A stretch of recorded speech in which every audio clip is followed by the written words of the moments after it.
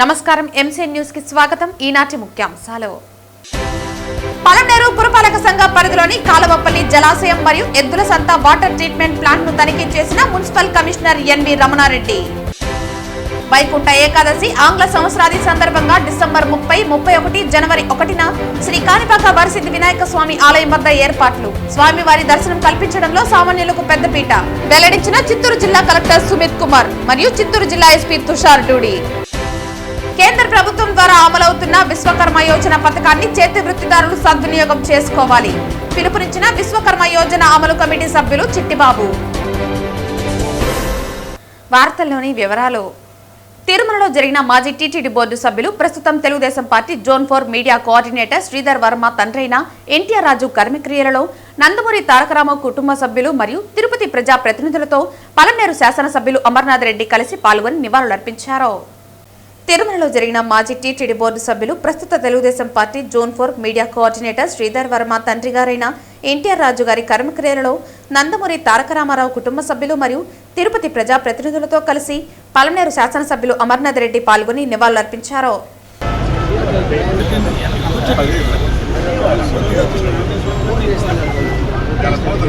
ఈ రోజు పలమనేరు పురపాలక సంఘ పరిధిలోని కాలువపల్లి జలాశయం నందు ఎద్దుల సంత వాటర్ ట్రీట్మెంట్ ప్లాంట్ ను Palamaner municipal commissioner N V Ramanareddy తనిఖీ చేయడం జరిగింది. కమిషనర్ మాట్లాడుతూ, కాలువపల్లి జలాశయం పూర్తి స్థాయిలో నిండడంతో పలమనేరు పురపాలక సంఘ పరిధిలో మరింత మెరుగైన మరియు స్వచ్ఛమైన నీటిని అందించడానికి తగు చర్యలు తీసుకుంటున్నామని తెలియజేశారు. మరియు స్థానిక ఎద్దుల సంత వీధిలో గల వాటర్ ట్రీట్మెంట్ ప్లాంట్ నందు జరుగుతున్న పనులను పర్యవేక్షించి తగు సూచనలు జారీ చేశారు. పారిశుద్ధ్యం మరియు నీటి సరఫరా రోజువారీ తనిఖీలలో భాగంగా నిరంతరం పంప్ హౌస్లను, ఈఎల్ఎస్ఆర్ ట్యాంకర్లను మరియు నీటి బోర్లలో ఉన్న నీటి సామర్థ్యంలను, నీటి లభ్యతలను క్షేత్రస్థాయిలో పరిశీలించి ఓవర్ హెడ్ ట్యాంకర్లను ఎప్పటికప్పుడు శుభ్రం చేయాలని మరియు క్లోరిస్ టెస్ట్ను చేసి ప్రజలకు పరిశుభ్రమైన నీటిని అందించాలని సిబ్బందికి తగు సూచనలు జారీ చేశారు.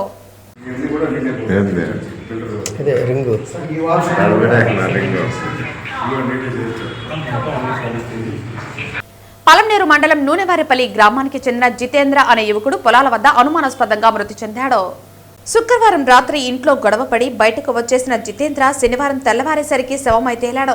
మృతదేహాన్ని స్థానికులు పలమనేరు ఏరియా ఆసుపత్రికి తరలించారు. ప్రస్తుతం పలమనేరు పోలీసులు అనుమానాస్పద మృతిగా కేసు నమోదు చేసి దర్యాప్తు చేస్తున్నారు. మరిన్ని వివరాలు పోలీసుల దర్యాప్తులో తెలియాల్సి ఉంది. దీనికోసమా ఇంటికి పోయిన సాయంత్రం పని చూసుకొని అంతే, ఇంకేమీ పనికి పోయి సర్వీస్ చేసుకొని రేపు వస్తాను ఆయన నాతో సంతకాడు వచ్చినాడు. ఏం పని? Lift mechanic.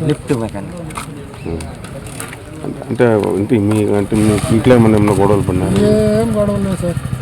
టెక్నీషియన్. ఓకే, కాదు ఇంట్లో ఏమన్నా గొడవలు జరిగి అట్లా అంతా ఏం లేవు. అంటే ఇప్పుడు మీకేమనిపిస్తుంది? ఇది అనుమానం మీద వస్తుందా లేకపోతే తాతిన? ఏమని మాకు ఇప్పటికి ఏమీ తెలియదు సార్.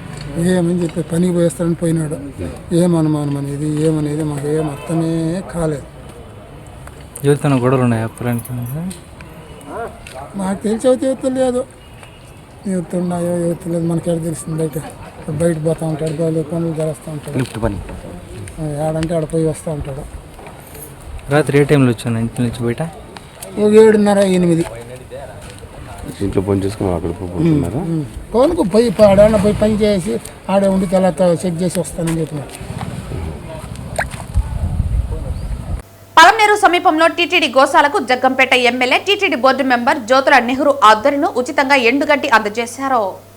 పలమనేరు సమీపంలో టీటీడీ గోశాలకు Jaggampeta MLA TTD board member Jyothula Nehru ఆధ్వర్యంలో ఉచితంగా ఎండుగడ్డి అందజేశారు. శ్రీనివాస సేవా ట్రస్ట్ మరియు జ్యోతుల ఫౌండేషన్ సభ్యులు శనివారం గోశాల అధికారులకు 8 లారీల గడ్డిని అందించారు. అక్కడి రైతులు సైతం ఎండుగడ్డిని ఉచితంగా అందజేశారని వారు తెలిపారు.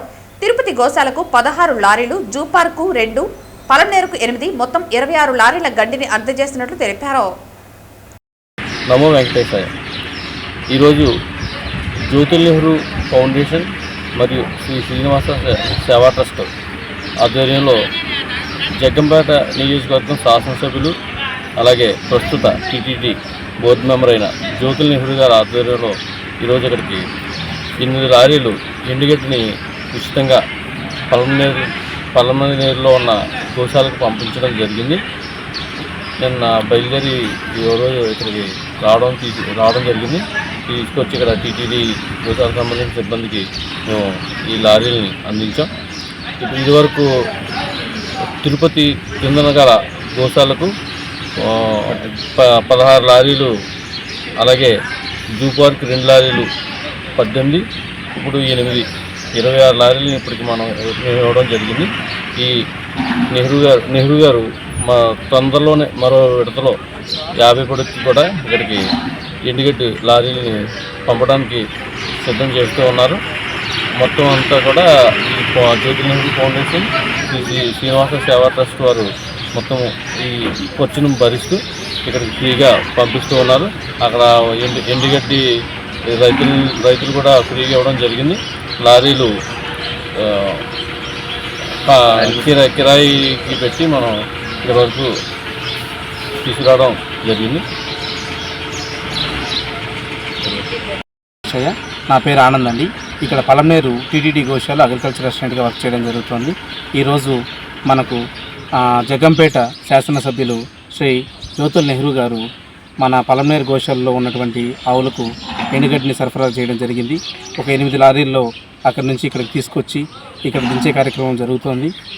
ఈ విధంగా వారితో పాటు శ్రీనివాస సేవా ట్రస్ట్ అనే వాళ్ళు కూడా కలిసి ఇక్కడికి తీసుకురావడం అనేది ఒక మంచి విషయం. ఇక్కడ మన ఆవులకు ఈ విధంగా ఎండుగడ్డి సప్లై చేస్తున్నారు. దీనికి మేము చాలా హర్షం వ్యక్తం చేస్తున్నాం. వీరు ఎలా అయితే ఈరోజు సప్లై చేశారో ఇదే విధంగా ముందు రోజుల్లో కూడా ఇక్కడికి తీసుకొచ్చి డొనేషన్ చేస్తామని వాళ్ళు వివరించడం జరిగింది. మేము చాలా ఆనందంగా ఉన్నాం. ఇక్కడ ప్రతి సంవత్సరం ఆంగ్ల సంవత్సరాది జనవరి 1న పురస్కరించుకుని శ్రీ కాణిపాక వరసిద్ధి వినాయక స్వామి ఆలయం వద్ద ఏర్పాట్లు పూర్తి చేస్తామని చిత్తూరు జిల్లా కలెక్టర్ సుమిత్ కుమార్ పేర్కొన్నారు.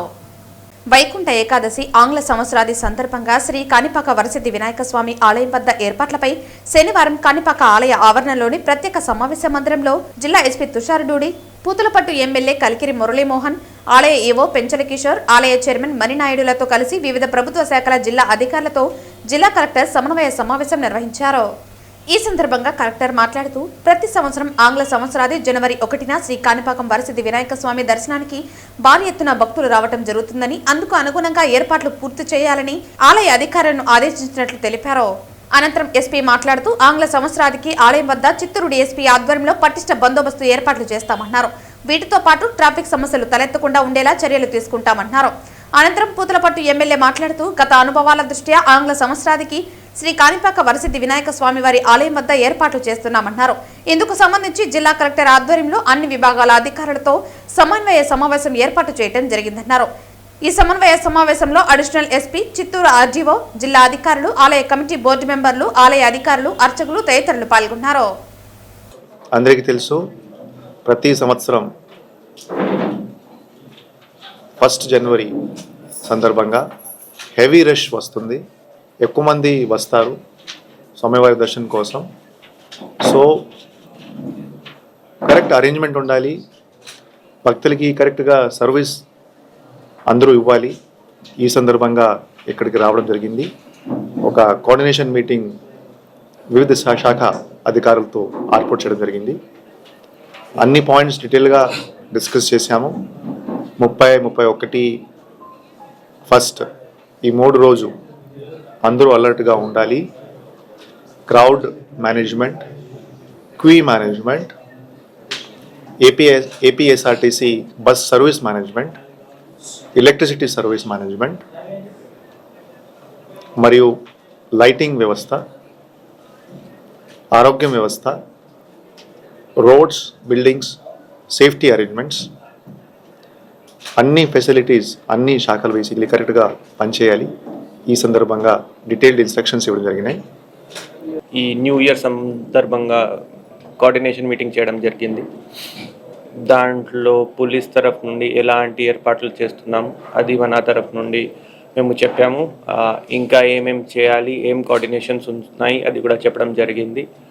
ఒక పర్ఫెక్ట్గా కోఆర్డినేషన్ చేసుకొని జాయింట్ కమాండ్ అండ్ కంట్రోల్ పెట్టుకొని ట్రాఫిక్ ఇష్యూస్ లేకుండా, పార్కింగ్ ఇష్యూస్ లేకుండా ఎంత తక్కువ టైంలో కామన్ పబ్లిక్కి చక్కగా దర్శనం చేసుకొని కంప్లీట్ చేయాలి. ఆ రకంగా అందరూ అన్ని డిపార్ట్మెంట్స్ ఒక వార్ ఫూటింగ్లో పని చేస్తాము. అండ్ మన తరఫు నుండి డిఎస్పి చిత్తూరు ఆధ్వర్యంలో బందోబస్తు ప్లాన్ చేసుకొని ఖచ్చితంగా ఈ న్యూ ఇయర్ రిలేటెడ్ ఏ ఏర్పాట్లు చేయాలి దాంట్లో సక్సెస్ఫుల్గా చేస్తాం. థ్యాంక్స్.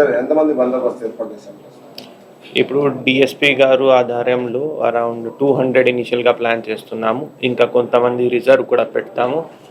ఒక 29th ఆ డేట్లో 30th రష్ చూసుకొని వి విల్ ఫర్దర్ ఇంక్రీజ్.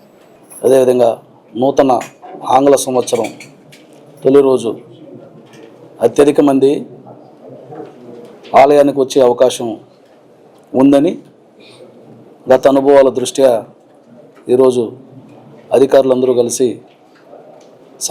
సమావేశం ఏర్పాటు చేసుకోవడం జరిగింది. గౌరవ జిల్లా కలెక్టర్ గారు, ఎస్పీ గారు, అలాగే పాలక మండలి చైర్మన్ గారు, ఈఓ గారితో పాటుగా అన్ని విభాగాల ముఖ్యమైనటువంటి అధికారులందరూ కూడా సమావేశం కావడం జరిగింది. గతంలో 50 నుంచి 60 వేల వరకు జనవరి 1 రోజు సోమవారం దర్శించుకున్నట్టుగా లెక్కలు చెబుతున్నాయి. కాబట్టి ఈసారి వైకుంఠ ఏకాదశి కూడా కలిసి వస్తోంది, సెలవులు కూడా ఉన్నాయి. కాబట్టి ఎక్కువ మంది వచ్చే అవకాశం ఉందన్నటువంటి ఆలోచనతో ఇలాంటి ఏర్పాట్లు చేయాలని ఒక రివ్యూ సమావేశం నిర్వహించడం జరిగింది. ఎంతమంది భక్తులు వచ్చినా 60,000 కాదు, 70,000 కాదు, ఇంకా మించి వచ్చినా, ఎంతమంది విఐపీలు వచ్చినా వారందరికీ సంతృప్తికరమైనటువంటి సౌకర్యవంతమైనటువంటి దర్శనం కల్పించాలనేది ఈ సమావేశం యొక్క తీర్మానం. కేంద్ర ప్రభుత్వం ద్వారా అమలు అవుతున్న విశ్వకర్మ యోజన పథకాన్ని చేతి వృత్తిదారులు సద్వినియోగం చేసుకోవాలని విశ్వకర్మ యోజన అమలు కమిటీ సభ్యులు చిట్టెబాబు పిలుపునిచ్చారు. ఈ సందర్భంగా చిత్తూరు నగరం ఎంఎస్ఆర్ కాంప్లెక్స్ తమ కార్యాలయంలో శనివారం విశ్వకర్మ యువజన పథకం ద్వారా లబ్ధి పొందని వారితో సమీక్షించారు. అనంతరం ఆయన మీడియాతో మాట్లాడుతూ 2023 నుంచి 18 రకాల చేతి వృత్తిదారులు రిజిస్ట్రేషన్లు చేసుకున్నారని, తద్వారా వారిని బలోపేతం చేసి వారి సాధికారత కోసం మోదీ ప్రభుత్వం కృషి చేస్తోందన్నారు.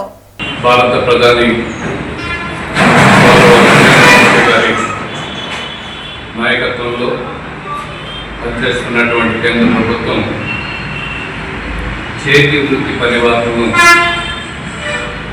బలోపేతం చేయాలనేటువంటి ఆలోచనతో వారి సాధికారత కోసం విశ్వకర్మ యోజన అనేటువంటి కార్యక్రమాన్ని గత 2-3 సంవత్సరాల ముందు ప్రారంభం చేశారు. దాని ప్రకారం 18 చేతి వృత్తి పని వాళ్ళను గుర్తించడం అనేటువంటి జరిగింది.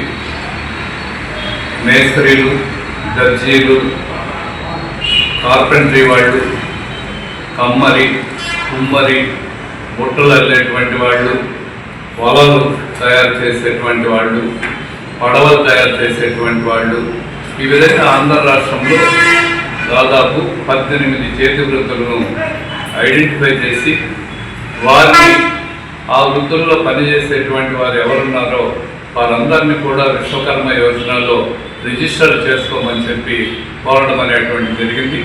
ఈ కార్యక్రమంలో 2023 నుంచి రిజిస్ట్రేషన్ చేసుకోవడం అనేటువంటి జరిగింది. రాష్ట్ర ప్రభుత్వం ఆదేశాల ప్రకారం మొదట 4 జిల్లాల్లో ప్రయోగాత్మకంగా ప్రారంభమైనటువంటి విశ్వకర్మ యోజన తర్వాత అన్ని జిల్లాల్లో ప్రారంభమైంది. మన జిల్లాలో కూడా విశ్వకర్మ యోజన కింద అనేక మంది రిజిస్ట్రేషన్ చేసుకున్నారు. ఒక్కొక్క వృత్తికి సంబంధించి దాదాపు 7,000, 8,000, 9,000, 10,000 అలా చేసుకున్నారు. అత్యధికంగా టైలర్స్, దర్జీ వాళ్ళు 13,000 మంది రిజిస్టర్ చేసుకోవడం అనేటువంటి జరిగింది. కానీ కేంద్ర ప్రభుత్వం ఇచ్చినటువంటి నిబంధనల ప్రకారం 13,000 మందికి మనము కన్సిడర్ చేయలేదు.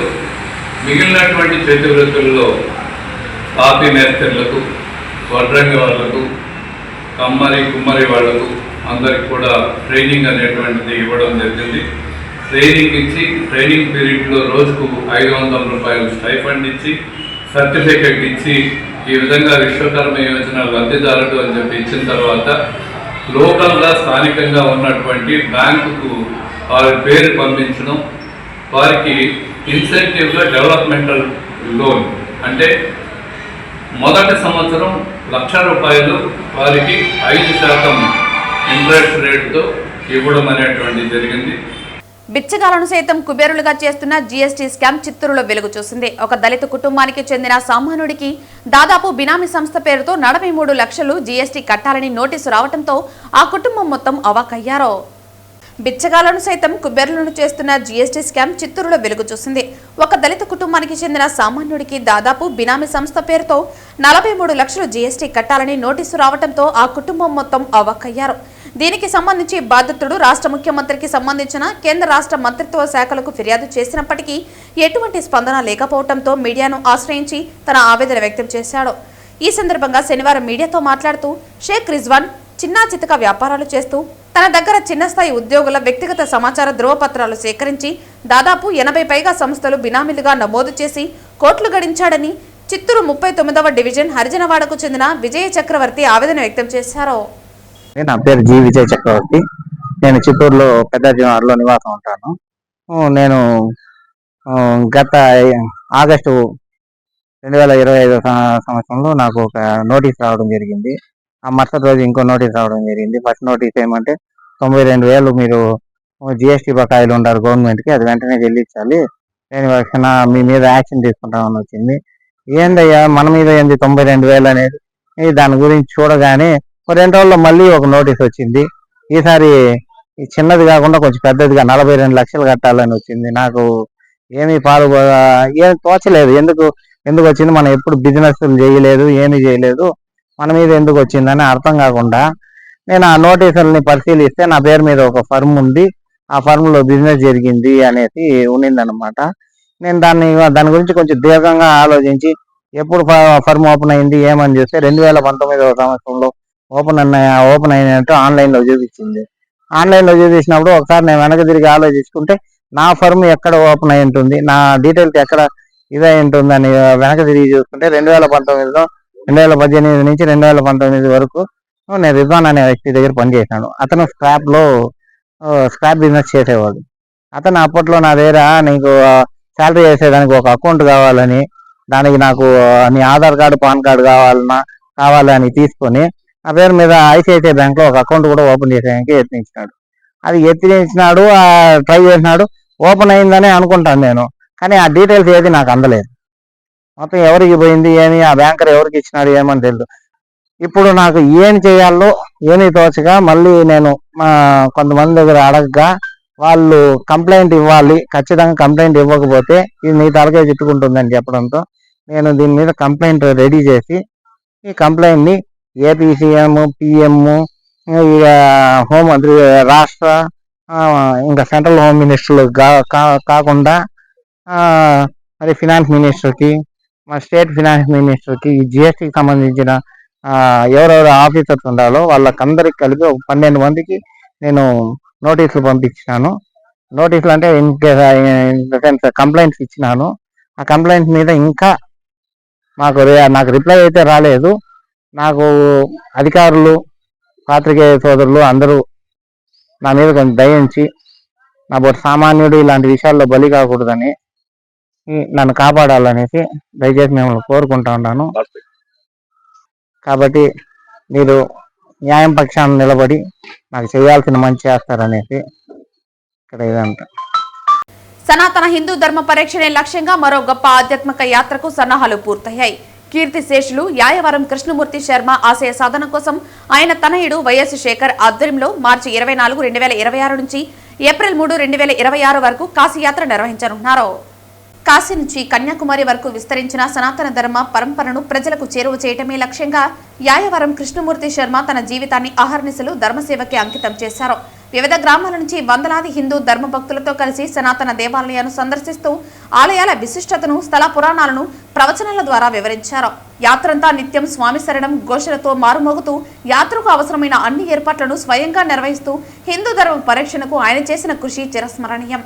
ఆ మహనీయుని ఆశయాలను ముందుకు తీసుకువెళ్లే దిశగా వైఎస్ శేఖర్ ఆధ్వర్యంలో కీర్తిశేషులు యాయవరం కృష్ణమూర్తి శర్మ కాశీయాత్ర పేరుతో ఈ ఆధ్యాత్మిక యాత్రను ఘనంగా నిర్వహించనున్నారు. సనాతన ధర్మానికి అంకితమైన ఈ యాత్ర హిందూ సమాజానికి మార్గదర్శకంగా నిలవనుందని పేర్కొన్నారు. రాష్ట్రంలో అన్ని వ్యవస్థలను నిర్వీర్యం చేసిన వ్యక్తి మాజీ ముఖ్యమంత్రి వైఎస్ జగన్మోహన్ రెడ్డి అని, రాష్ట్రం అభివృద్ధి చెందుతుంటే జగన్ ఓర్వలేకపోతున్నాడని, జగన్మోహన్ రెడ్డి అవగాహన రాహిత్యంతో వ్యాఖ్యలు చేస్తున్నారని, ఆంధ్రప్రదేశ్ వైద్య ఆరోగ్య శాఖ మంత్రి సత్యకుమార్ యాదవ్ విమర్శలు గుప్పించారు. జగన్మోహన్ రెడ్డి గారు చేసిన వ్యాఖ్యలు ఆయన అవగాహన రాహిత్యమని అందరూ చెప్తూనే ఉన్నారు. పీపీపీ మోడల్లో 5 సంవత్సరాలు ఆయన నిర్మించలేకపోయారు. పీపీపీ మోడల్లో కళాశాలను పూర్తి చేస్తాం. బెదిరింపులు దిగారు. అందరు బెదిరింపు ధోరణి కారణంగానే అందరి మీద దౌర్జన్యాలు, అటవిక పాలన చేసిన కారణంగానే ఎటువంటి గుణపాఠం నేర్పారో 151 సీట్ల నుంచి 11 సీట్లకు పరిమితం చేశారు.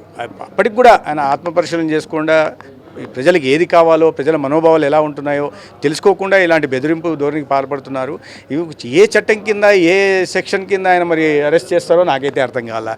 విధానపరమైన నిర్ణయం ఇది. కేంద్ర ప్రభుత్వం తీసుకున్న నిర్ణయం, నీతి ఆయోగ్ తీసుకున్న నిర్ణయం, తర్వాత పార్లమెంటరీ స్టాండింగ్ కమిటీ తీసుకున్న నిర్ణయం. అనేక చోట్ల పబ్లిక్ ఇంట్రెస్ట్ లిటిగేషన్ పోతే పిల్లు వేస్తే దాంట్లో కూడా పీపీపీ విధానంలో మౌలిక సదుపాయాల కల్పన జరగాల, నాణ్యమైన వైద్యం కానీ లేదా మెరుగైన వైద్య సేవలు కానీ పేదలకు అందాలని హైకోర్టు నుంచి సుప్రీంకోర్టు దాకా కూడా చెప్పాయి. కానీ ఇవన్నిటిని పరిగణలోకి తీసుకోకుండా కేవలం స్వార్థపూరిత రాజకీయాలు మాత్రమే చేస్తూ రాష్ట్రం అభివృద్ధి చెందుతుంటే ఓర్వలేని తనంతో ఉంటున్న ఆ పార్టీ కానీ, ఆ పార్టీ నాయకత్వం కానీ ఈ రకంగా వ్యవహరిస్తుంటే ప్రజలు గమనిస్తున్నారు.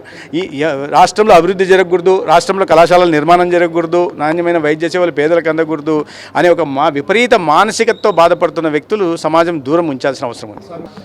2.0 కళల్లో విహరించవచ్చు, పగటి కళలు కనొచ్చు, ప్యాలెస్లలో కూర్చొని రోజుకో కళ కనొచ్చు, ఎటువంటివైనా ఆలోచించుకోవచ్చు. కానీ ప్రజల అభిమానాన్ని చూరగొనాలనే విషయం గుర్తుపెట్టుకోవాలా. 2.0 కాదు, ఏ 0.0 కాదు, ఉన్న పాయింట్ ఒక పాయింట్ కూడా ఊడిపోయింది. ఆ వేసుకుంటున్న ప్యాంట్ అన్న కాపాడుకుంటే మంచిది. ఇప్పుడు మీరు మీడియా మిత్రులు కూడా చూస్తున్నారు, ఎక్కడ టెంట్లు పొద్దున టెంట్ వేసి సాయంత్రానికి తీసేశారు, ఎక్కడ కనిపించలేదు. మేము తిరుగుతూ ఉన్నాం. ఈ యాత్ర మొన్న మేము అటల్ మోదీ సుపరిపాలన యాత్ర సందర్భంగా 26 జిల్లాలు తిరిగాం, పెద్ద పెద్ద బహిరంగ సభలు చేశాం. ప్రతి సభలో కూడా 5 నుంచి 6 వేల మంది ఉంటే ప్రతి చోట నేను అడిగాను, మీలో ఎవరైనా ఒక్కరన్నా సంతకం పెట్టారా అని. ఒక్కరూ పెట్టామని చెప్పలేదు. అదే సందర్భంగా యాత్ర జరుగుతున్న సందర్భంగా దారి వెంబడి విద్యార్థులు కనిపిస్తే మాట్లాడే వాళ్ళం, లేదా అటల్ బిహారీ వాజ్పేయి గారి గొప్పతనం గురించి, వారి దేశానికి చేసిన సేవల గురించి చెప్పే క్రమంలో చివరిలో ఇది కూడా అడిగేవాళ్ళం. విద్యార్థులను అడిగేవాళ్ళం, కళాశాలల్లో అడిగేవాళ్ళం, డాక్టర్లు కలిస్తే అడిగేవాళ్ళం, కోర్టు దగ్గర అడ్వకేట్లు కలిస్తే అడిగేవాళ్ళం, లేదా ఇతర రాజకీయ పార్టీకి సంబంధించిన వాళ్ళు కలిస్తే అడిగేవాళ్ళం. పట్టణాల్లో అడిగాం, గ్రామాల్లో అడిగాం, కళాశాలల్లో అడిగాం, పాఠశాలల్లో అడిగాం, పేదలను అడిగాం, డబ్బులున్న వాళ్ళని అడిగాం. ఎవరు కూడా మేము ఎక్కడ సంతకం పెట్టలేదు. దేని గురించి ఇది సంతకాలు పెట్టించుకుంటున్నారు అనే విధంగా మాట్లాడుతున్నారు. ఈ రాష్ట్ర జనాభాలో మీరు 20% మాకు సంతకాలు పెట్టారంటున్నారు. ఎక్కడ చూసినా మాకు 0.2% కూడా పెట్టిన దాఖలాలు లేవు. దాన్ని బట్టి అర్థం చేసుకోవాలా. వీళ్ళే కూర్చొని ఏదో కొన్ని సంతకాలు పెట్టి ఉంటారు, కుడి చేత్తో కొన్ని, ఎడం చేత్తో కొన్ని. మరి ఎవరు చూసినా మేము పెట్టలేదు అంటున్నారు. మరి వీళ్ళేమో పెట్టారంటున్నారు. ఎవరు పెట్టారు? పెట్టిన దాఖలాలు లేవు. మరి వారికి ఏమైనా తెలియకుండా, వారికి ఏమన్నా వారు కొత్తగా ప్రేతాత్మల్ని, భూత ప్రేతాలని, ఆత్మల్ని పెంచుతున్నారా? వాటిని సంతకాలు పెట్టిస్తున్నారా? మరి జగన్మోహన్ రెడ్డి గారు సమాధానం చెప్పాలి. భారత తొలి మహిళా ఉపాధ్యాయురాలు సావిత్రిబాయి పూలే జయంతి జనవరి 3న తిరుపతి సీతమ్మ నగర్ రోడ్డులో సావిత్రిబాయి విగ్రహాన్ని స్థాపించనున్నట్లు బీసీ నేతలు పేర్కొన్నారు. జనవరి 3వ తారీఖు నూతన సంవత్సరంలో మహాత్మా జ్యోతిరావు పూలే గారి సతీమణి సావిత్రిబాయి పూలే గారి విగ్రహావిష్కరణ తిరుపతి పద్మావతి మహిళా యూనివర్సిటీ రోడ్డు సీతమ్మ నగర్ పోయే కూడలినందు విగ్రహావిష్కరణ కార్యక్రమాన్ని ఏర్పాటు చేయడం జరిగింది. భారతదేశ తొలి ఉపాధ్యాయురాలైనటువంటి సావిత్రిబాయి పూలే గారి యొక్క విగ్రహాన్ని తిరుపతి పట్టణంలో ఘనంగా పెద్ద ఎత్తున బీసీల యొక్క ఆధ్వర్యంలో, బీసీ సంఘర్ష సమితి నాయకత్వంలో విగ్రహాన్ని ఏర్పాటు చేయడం జరిగింది. దీనికి జిల్లా ఇన్ఛార్జి మంత్రి గారైనటువంటి అనగాని సత్యప్రసాద్ గారు, బీసీ సంక్షేమ శాఖ మంత్రి సబితా గారు, అదేవిధంగా మన ఎంపీ గురుమూర్తి గారు, ఎమ్మెల్యే తిరుపతి శాసనసభ్యులు ఆర్ఎన్ శ్రీనివాసులు గారు, తిరుపతి మేయర్ శిరీష గారు, చంద్రగిరి శాసనసభ్యులు పులిపర్తి నాని గారు, పూతలపట్టు ఎమ్మెల్యే కలికిరి మోహన్ గారు, కిరణ్ మోహన్ గారు, అదేవిధంగా టీటీడీ బోర్డు సభ్యులు జంగా కృష్ణమూర్తి గారు, మరి భానుప్రకాష్ రెడ్డి గారు, డిప్యూటీ మేయర్లైనటువంటి ఆర్సి మునికృష్ణ గారు, అతను ముద్రనారాయణ గారు, అందరూ కూడా ఇక పెద్ద ఎత్తున ఈ యొక్క కార్యక్రమానికి హాజరవుతున్నారు. ఈ కార్యక్రమానికి బీసీ సంఘాల నాయకులు, విద్యార్థులు, మేధావులు అందరూ పెద్ద ఎత్తున పాల్గొనేసి విగ్రహావిష్కరణ కార్యక్రమాన్ని విజయవంతంగా చేయాలని చెప్పని తిరుపతి పట్టణంలో ఉన్నటువంటి బీసీ ఉద్యమకారులకు, ఉపాధ్యాయులకు, అదేవిధంగా విద్యార్థులకు, బీసీ మేధావులకు అందరికీ కూడా బీసీ సంఘర్షణ సమితి పిలిపిస్తుంది. బీసీ సంఘర్షణ సమితి ఆధ్వర్యంలో అనేక కార్యక్రమాలు ఈ తిరుపతి పట్టణంలో, తిరుపతి జిల్లాలో చేయడం జరిగింది. కాబట్టి బీసీ సోదరులందరూ కూడా జనవరి 3వ తారీఖు విగ్రహావిష్కరణ కార్యక్రమం ఉదయం 10 గంటలకు పెద్ద ఎత్తున బీసీ కుల సంఘాల నాయకత్వంలో భారీ ఎత్తున తరలి రావాలని చెప్పని ఈ సందర్భంగా బీసీ సంఘర్షణ సమితి పిలుపునిస్తుంది. మొట్టమొదటి భారతదేశపు ఉపాధ్యాయురాలు. ఆవేళ ఈరోజు కేవలం ఆమె ఒక బీసీలకు సంబంధించిన మహిళే కాదు, ఆ రోజు సమాజంలో ఉన్నటువంటి మహిళలకి చదువు వద్దనే, మహిళలు చదవకూడదని ఏవైతే ఆ రోజు అగ్రకులాలుగా ఉన్న వాళ్ళు మహిళలు చదువుకుంటే ఇబ్బందిగా ఉంటుందని వాళ్ళని దూరంగా పెట్టారో చదువుకి, ఈ భావనతో ఉన్న వాళ్ళందరినీ వ్యతిరేకిస్తూ శ్రీ మహాత్మా జ్యోతిరావు పూలే గారు తన భార్యనే ఆమెకే చదువు చెప్పించి దేశంలో ఉన్న మహిళలందరికీ, ఏ మహిళలైతే చదువుకు అక్షరాస్యతకు దూరంగా ఉన్నారో వాళ్ళందరికీ కూడా చదువు చెప్పించాలనే ఉద్దేశంతో చేసిన తొలి ప్రయత్నంలో ఆయన సఫలీకృతులయ్యారు. అనేక ఇబ్బందులు ఎదుర్కొన్నారు సమాజంలో అగ్రకులాల వారి చేత. అటువంటి తొలి మహిళా ఉపాధ్యాయురాలైనటువంటి ఆమె విగ్రహావిష్కరణ మన తిరుపతిలో చేసుకోవడం చాలా ఆనందం. కాబట్టి తిరుపతిలో ఉన్న మహిళలు అందరూ కూడా ఆ కార్యక్రమానికి ఇచ్చేసి ఆ కార్యక్రమాన్ని జయప్రదం చేయవలసిందిగా కోరుచున్నాం. మాజీ సీఎం జగన్ కాపీల చదువులతో ఎదిగి రాజకీయాలలో నిసాని పాలనతో రాష్ట్రాన్ని అప్పులపాలు చేశారని బీజేపీ నేతలు వైకాపా పాలనపై విమర్శలు గుప్పించారు. రాష్ట్రంలో జగన్మోహన్ రెడ్డి గారు అధికారం కోల్పోయిన తర్వాత అతన్ని ఎక్కడ మర్చిపోతుందో ఈ సమాజం, సంక్షేమ పథకాలు కానీ, అభివృద్ధి కానీ, లేకంటే లా అండ్ ఆర్డర్ కానీ, ప్రపంచంలో పేరెన్నిక పొందినటువంటి సంస్థలన్నీ కూడా ఆంధ్ర వైపు చూస్తున్నటువంటి తరుణంలో నేను కూడా ఉన్నాను అని చెప్పి, లేకంటే దాని మీద ఓర్చుకోలేనటువంటి తనంతో విషప్రచారం చేసేటువంటి ప్రయత్నంలో భాగంగా జగన్మోహన్ రెడ్డి గారు వారానికి ఒకరోజు బెంగళూరు ప్యాలెస్ నుంచి రావడము, ఒక కట్టుకథను తీసుకొచ్చి అల్లేటువంటి ప్రయత్నం చేయడం, ప్రజల్లో ఒక విష ప్రచారాన్ని వ్యాప్తి చేసేటువంటి ప్రయత్నం చేసే దానిలో భాగంగా ఆంధ్రప్రదేశ్లో ఈ ప్రభుత్వం తీసుకొచ్చినటువంటి వైద్య రంగంలో అనేక రకాలైనటువంటి మార్పులు, వైద్య రంగంలో సంస్కరణలు, వైద్య రంగంలో ప్రజలకు మెరుగైనటువంటి సేవల కోసం పీపీపీ మోడల్లో వైద్య కళాశాలలు ఏర్పాటు చేయాలనేటువంటి ఆలోచనకు రావడం ఏదైతే ఉందో దాని మీద జగన్మోహన్ రెడ్డి గారు విష ప్రచారాన్ని మొదలుపెట్టారు. జగన్మోహన్ రెడ్డి గారు విష ప్రచారం మొదలుపెట్టి ఆయన రాజకీయాల్లో తన యొక్క వాళ్ళ నాన్నగారు ముందు సమాధానం చెప్పాల్సింది ఎప్పుడంటే జగన్మోహన్ రెడ్డి గారు వాళ్ళ నాన్నగారు కూడా గతంలో మనందరం కూడా చూసాం, విద్యా సంస్థల్లో విద్యార్థులందరికీ కూడా రియంబర్స్మెంట్ ఇచ్చేటువంటి విధానం మొదలుపెట్టాడు. అతను రాజకీయాల్లోకి ప్రవేశించినటువంటి తరుణంలోనే ఫీజు రియంబర్స్మెంట్కి సంబంధించి వాళ్ళ నాన్నగారు ఆ విధానాన్ని తీసుకొచ్చారు. ప్రభుత్వ పాఠశాలలో కాకుండా ప్రైవేటు పాఠశాలకు కూడా ఫీజు రియంబర్స్మెంట్ విధానం తీసుకొచ్చాడు. దానిని ఏమన్నాము? ఒకటి, ఈరోజు 20 రాష్ట్రాల్లో పీపీపీ మోడల్ తోటి అనేక రకాలైనటువంటి మౌలిక సదుపాయాల కల్పన ప్రయత్నాలు ప్రారంభమయ్యాయి. అది 2000 సంవత్సరం నుంచే ప్రారంభమయ్యాయి 20 రాష్ట్రాల్లో. దాన్ని జగన్మోహన్ రెడ్డి గారు ఏ విధంగా వ్యతిరేకిస్తాడా, సమర్థిస్తాడా? లేకపోతే తన 5 సంవత్సరాల పాలనలో ఈ రాష్ట్రంలో విమానాశ్రయాలు, పోర్ట్లు, సెంట్రల్ యూనివర్సిటీలు, రహదారులు ఇవన్నీ కూడా వచ్చాయి. దాన్ని ఏమందాం? ఆరోగ్య సేవలు ఏవైతే ఉన్నాయో నీ హయాంలో పీపీపీ విధానంలోనే సేవలు అందించాయనేటువంటి విషయం నిజమా కాదా? మరి వీటన్నిటికీ సమాధానం చెప్పకుండా ఇవన్నీ సక్రమైనప్పుడు నీ 5 సంవత్సరాల కాల పరిమితిలో ఈరోజు ఎందుకు అవి తప్పయ్యాయి అని చెప్పి జగన్మోహన్ రెడ్డి గారిని ప్రశ్నిస్తున్నాం.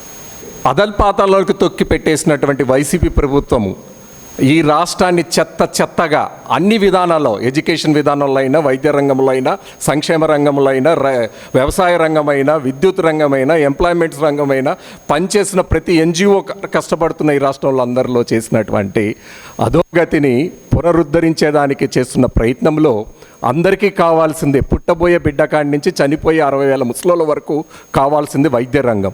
ఈ వైద్య రంగంలో ఒక యువ మంత్రి అని చెప్పచ్చు, నాలెడ్జ్ హబ్ అయినటువంటి డాక్టర్ సత్యకుమార్ గారు ఆయన తీసుకున్నటువంటి కొన్ని సంస్కరణలో వాళ్ళకి ఏం కన్ను కొట్టిందో మాకు తెలియదు. కానీ ఈరోజు పెద్దలు మాట్లాడిన విషయాలు కాకుండా 2 విషయాలు చెప్తున్నా.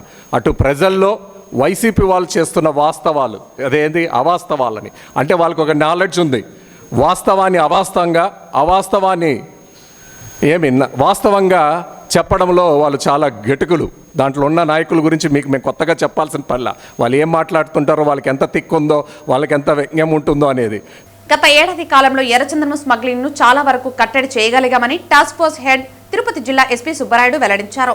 ఎర్రచందనం స్మగ్లింగ్ పై ఉక్కుపాదం మోపుతున్నామని, మరింతగా అరికట్టడానికి సరికొత్త ప్రణాళికలతో ముందుకు వెళుతున్నామని, అలాగే గత ఏడాది అధికారంలో టాస్క్ ఫోర్స్ చేపట్టిన ఆపరేషన్ వివరాలు ఎస్పీ వివరించారు. గత సంవత్సర కాలంలో రెడ్ శాండల్ టాస్క్ ఫోర్స్ నుండి దాదాపుగా రిమార్కబుల్ అచీవ్మెంట్స్ జరిగింది. ముఖ్యంగా 64 కేసెస్ రిజిస్టర్ చేస్తూ దాదాపు 263 మెంబర్స్ని అరెస్ట్ చేయడం జరిగింది. గత 8 సంవత్సరాలుగా తప్పించుకొని తిరుగుతున్న 52 మంది స్మగ్లర్స్ని అరెస్ట్ చేశారు. దాదాపు ఈ సంవత్సర కాలంలో 47 కోట్ల విలువైన 35.5 టన్నుల బరువు గల ఎర్రచందనాన్ని మరియు 63 వెహికల్స్ని స్వాధీనం చేసుకొని సీజ్ చేయడం జరిగింది. ఇందులో రిపీటెడ్గా హ్యాబిచువల్గా ఎవరైతే అఫెన్సెస్లో ఇన్వాల్వ్ అవుతున్నారో వారిపై పీడాట్కు పెట్టడం కూడా జరిగింది. ముఖ్యంగా రెడ్ శాండల్ని, ఇల్లీగల్ ట్రాన్స్పోర్టేషన్ని కంట్రోల్ చేయాలనే ఒక ప్రధాన ధ్యేయంతో రెడ్ శాండల్ టాస్క్ ఫోర్స్ మరియు ఫారెస్ట్ విభాగాలు 2 కలిసి పూర్తిగా సహకరించుకొని పనిచేయడం జరిగింది ఈ సంవత్సరం. ఇందులో ముఖ్యంగా ఇంటర్స్టేట్ ఆపరేషన్స్ని చాలా కోఆపరేషన్తో పూర్తిగా ఛేదించడం జరిగింది. అదేవిధంగా ఈ సంవత్సరం దాదాపు కోర్ట్ మానిటరింగ్ సిస్టమ్ని పూర్తిగా ఎఫెక్టివ్గా పనిచేయడం వలన 88% కన్విక్షన్ని సాధించడం జరిగింది. 2024లో ఉన్న 33% కన్విక్షన్ నుండి 25లో ఈరోజు 88% కన్విక్షన్ని సాధించడం జరిగింది. టోటల్గా 25 కేసెస్లో కన్విక్షన్ని తీసుకురావడం జరిగింది. ఇప్పుడు ఏదైతే కోఆపరేషన్స్తో మన రెడ్ శాండల్ స్మగ్లింగ్ అరికట్టడానికి పనిచేస్తున్నామో దీంట్లో భాగంగా టాస్క్ ఫోర్స్ ఇప్పుడు ఏదైతే పర్ఫార్మెన్స్ చూపించారో దాంట్లో భాగంగా ఇప్పుడు ఫారెస్ట్ పోలీస్ డిపార్ట్మెంట్ కూడా దాదాపు 7 జిల్లాల నుంచి ఫిగర్స్ ఉన్నాయి. సో 114 కేసెస్లు రిజిస్టర్ చేయడం జరిగింది. 82 అఫెండర్స్ని అరెస్ట్ చేశారు. 72 వెహికల్స్ని సీజ్ చేశారు. అండ్ 36 టన్నులు వుడ్ సీజ్ చేయడం జరిగింది ఈ ఫైనాన్షియల్ ఇయర్లో. అదేవిధంగా ఏదైతే మన డిప్యూటీ సీఎం గారు వచ్చి మీటింగ్ పెట్టిన తర్వాత ఇమీడియట్గా ఒక ప్రొటెక్షన్ సెల్ ఒకటి ఏర్పాటు చేశాం తిరుపతిలో. దానికి డిఎఫ్ఓ ఫ్లయింగ్ స్క్వాడ్ నోడల్ ఆఫీసర్గా పెట్టి అక్కడ ఒక కంట్రోల్ రూమ్ అన్నీ కూడా ఏర్పాటు చేయడం జరిగింది. సో కంప్లీట్గా 7 డిస్ట్రిక్ట్ సంబంధించిన కోఆర్డినేషన్స్ అన్నీ కూడా డైలీ బేసిస్లో ఆ ప్రొటెక్షన్ సెల్ నుంచి ఇప్పుడు కోఆర్డినేషన్ చేయడం జరుగుతుంది. అదేవిధంగా కంబైన్డ్ డేటాబేస్ కూడా ఏదైతే పోలీస్, ఫారెస్ట్ అండ్ టాస్క్ ఫోర్స్లో కేసెస్ రిజిస్టర్ అవుతున్నాయో కంబైన్డ్ డేటాబేస్ కూడా రెడీ చేస్తున్నాము. దానివల్ల మనకి మల్టిపుల్ టైమ్ అఫెండర్స్ అన్నది మనకు ఈజీగా తెలుస్తుంది. వార్తలు ముగించే ముందు ముఖ్యాంశాలు మరోసారి. పలమనేరు పురపాలక సంఘ పరిధిలోని కాలవపల్లి జలాశయం మరియు ఎద్దుల సంత వాటర్ ట్రీట్మెంట్ ప్లాంట్ ను తనిఖీ చేసిన municipal commissioner N V Ramanareddy. Vaikuntha Ekadashi ఆంగ్ల సంవత్సరాది సందర్భంగా డిసెంబర్ 30, 31, జనవరి 1న శ్రీ కాణిపాక వరసిద్ధి వినాయక స్వామి ఆలయం వద్ద ఏర్పాట్లు. స్వామివారి దర్శనం కల్పించడంలో సామాన్యులకు పెద్దపీట వెల్లడించిన చిత్తూరు జిల్లా కలెక్టర్ సుమిత్ కుమార్ మరియు చిత్తూరు జిల్లా ఎస్పీ తుషార్ డూడి. కేంద్ర ప్రభుత్వం ద్వారా అమలవుతున్న విశ్వకర్మ యోజన పథకాన్ని చేతి వృత్తిదారులు సద్వినియోగం చేసుకోవాలి. పిలుపునిచ్చిన విశ్వకర్మ యోజన అమలు కమిటీ సభ్యులు చిట్టిబాబు. ఈ వార్తలు ఇంతటితో సమాప్తం. తిరిగి వార్తల్లో మళ్ళీ కలుద్దాం. అంతవరకు సెలవు. నమస్కారం.